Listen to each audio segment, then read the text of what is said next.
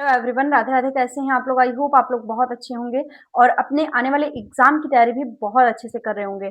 तो दोबारा से आप सबका चैनल पे बहुत ज़्यादा स्वागत है। चैनल पे अगर आप लोग पहली बार आए हैं, पहली बार विजिट कर रहे हैं, वीडियो को क्लिक करके आए हैं, तो चैनल को सब्सक्राइब जरूर करिएगा। और अगर आप यूपी से हैं, यूपी के डिस्ट्रिक्ट से हैं, किसी भी डिस्ट्रिक्ट से हैं यूपी के 75 जिलों में, तो भी चैनल को जरूर से सब्सक्राइब करिएगा, क्योंकि आपके लिए बहुत ऑथेंटिक जानकारियाँ, बहुत नई नई नई अपडेट खासकर यूपी के कैंडिडेट के लिए आती रहती है। तो आप लोग जरूर से जरूर देखिएगा और पूरी वीडियो देखा करिए। स्किप कर देंगे तो बहुत सारे डाउट्स आप लोग के क्लियर नहीं होंगे और फिर आप लोग कमेंट सेक्शन में लिखते हैं कि आपने ये पॉइंट्स नहीं बताया, ये पॉइंट्स नहीं बताया, जो कि ऑलरेडी मैं आपके सारे पॉइंट्स क्लियर करती हूँ और सारी चीजें मैं आपसे डिस्कस करती हूँ। ठीक है, तो चलिए वीडियो में आगे बढ़ते हैं। एक एक चीज मैं आपसे डिस्कस करने वाली हूँ।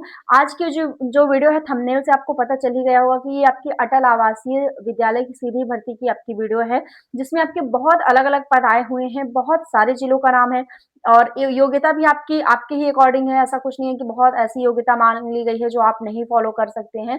तो सारी चीजें देखिएगा। ये वीडियो आपके लिए one of the best video होने वाली है, क्योंकि इस वीडियो का आप लोग बहुत ज्यादा इंतजार कर रहे थे। इस वैकेंसी का आप लोग बहुत ज्यादा वेट कर रहे थे, अटल आवासीय विद्यालय सीधी भर्ती का।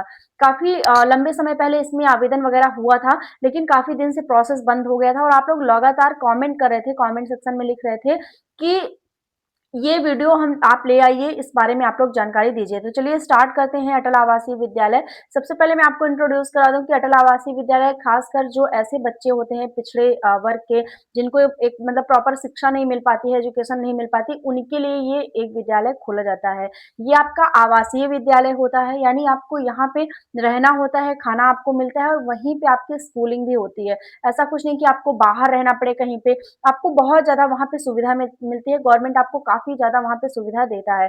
तो इस विद्यालय में आपके अलग अलग जिलों का आवेदन चल रहा है, यानी कहीं पे आपके कुछ क्लर्क के पद खाली हैं, कहीं पे कंप्यूटर ऑपरेटर के खाली हैं, कहीं पे अलग अलग ऐसे ही तमाम तरह के आपके पद आए हुए हैं।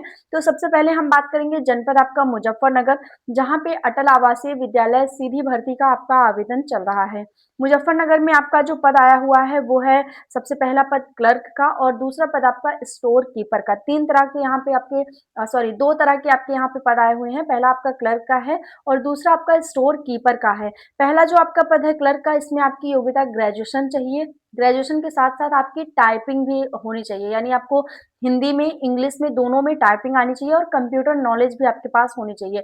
मैंने आपको हमेशा से ही बताया है कि आपको ट्रिपल सी या ओ लेवल जरूर कर लेना है, क्योंकि अब जितनी भी वैकेंसी आ रही है, चाहे वो संविदा पे हो चाहे वो परमानेंट हो, ज्यादा से ज्यादा में ओ लेवल जरूर मांगता है या फिर कंप्यूटर की डिग्री जरूर मांगता है। रीजन यह है कि सारी चीजें ऑनलाइन हो गई है, सारा डेटा ऑनलाइन रहता है, तो आपको कंप्यूटर की नॉलेज होनी चाहिए। और खासकर अगर क्लर्क या computer operator, data entry operator, इन सब पदों के लिए आप आवेदन कर रहे हैं, तो आपके पास कंप्यूटर डिग्री बहुत ज्यादा आवश्यक है।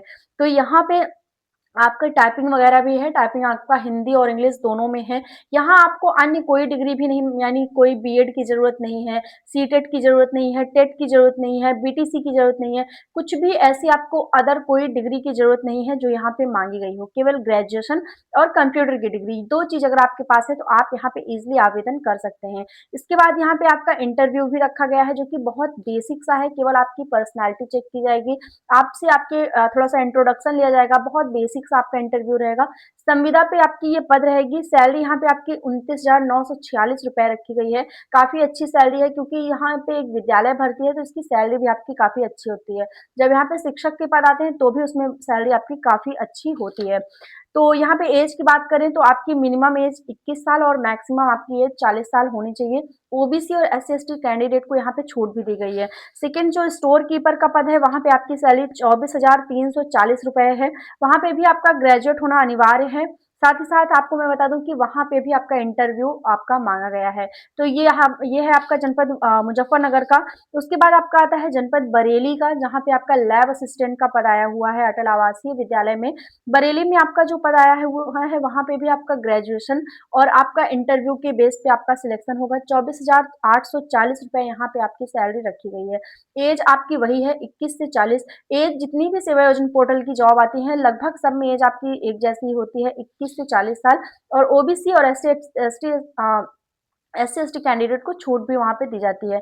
यहाँ पे आपकी सैलरी बहुत अच्छी है। अटल आवासीय विद्यालय में ये मैंने देखा कि हर एक डिस्ट्रिक्ट में सैलरी बहुत अच्छी है। मतलब 20,000 प्लस में 20,000 प्लस में आपकी सैलरी है, तो अगर आपकी संविदा भर्ती पे इतनी सैलरी आपको मिल रही है, तो फिर इससे ज़्यादा आपको क्या चाहिए, ठीक है? और एक चीज़ और भी है कि आपको एक जिले की भर्ती है अपने डिस्ट्रिक्ट में, तो यहाँ पे ये चीज़ें यहाँ पे प्लस पॉइंट है। फिर आता है आपका जनपद बुलंदशहर, जहाँ पे आपका क्लर्क का पद आया हुआ है। सेम प्रोसेस जैसे मुजफ्फरनगर में था उसमें इसमें भी है। ग्रेजुएशन प्लस कंप्यूटर की डिग्री होनी चाहिए। टाइपिंग है आपका। 20 नवंबर आपकी लास्ट डेट है और यहाँ पे आपकी सैलरी 29,946 रुपए है। सेम एज जैसे आपका मुजफ्फरनगर में था, वैसे ही आपका जनपद यहाँ पे बुलंदशहर में भी है। इसके बाद आता है आपका जनपद आजमगढ़। आजमगढ़ में भी आपका क्लर्क का पद आया हुआ है, जहाँ पे आपकी योग्यता ग्रेजुएशन प्लस डिप्लोमा होनी चाहिए कंप्यूटर में। 29,946 रुपए। अदर किसी भी कोर्स की कोई आवश्यकता नहीं है। मैं आपको बार-बार बता रही हूँ, क्योंकि आप लोग कमेंट सेक्शन में लिखते हैं कि अटल आवासीय विद्यालय की भर्ती है तो क्या बीएड या सीटेट या टेट ये सब मांगा जाएगा? तो बिल्कुल भी नहीं। अदर कोई भी अगर आपके पास डिप्लोमा नहीं है, तो यहाँ पे आपको कोई ज़रूरत नहीं है परेशान होने की कि आपको ये लगाना है, ठीक है? कुछ भी आवश्यक नहीं है। फिर आता है आपका जनपद आगरा, जहाँ पे आपका क्लर्क और लैब असिस्टेंट 2 आपके पद आए हुए हैं। यहाँ पे भी आपका ग्रेजुएशन होना अनिवार्य है।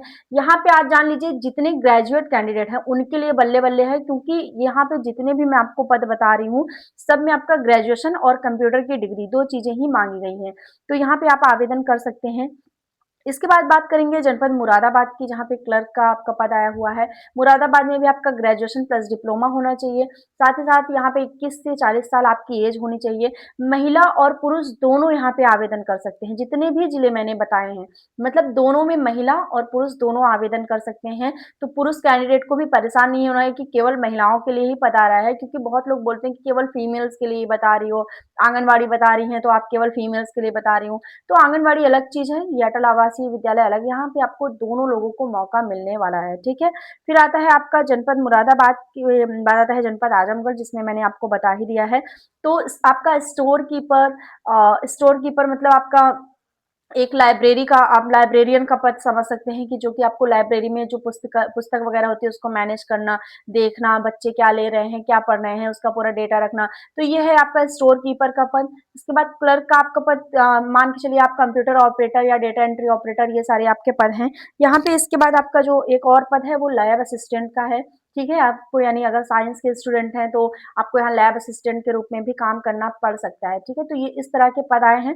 दोबारा से मैं सारे जिलों को रिपीट कर देती हूँ, बोल देती हूँ, ताकि अगर आपको कन्फ्यूज़न हो तो क्लियर हो जाए।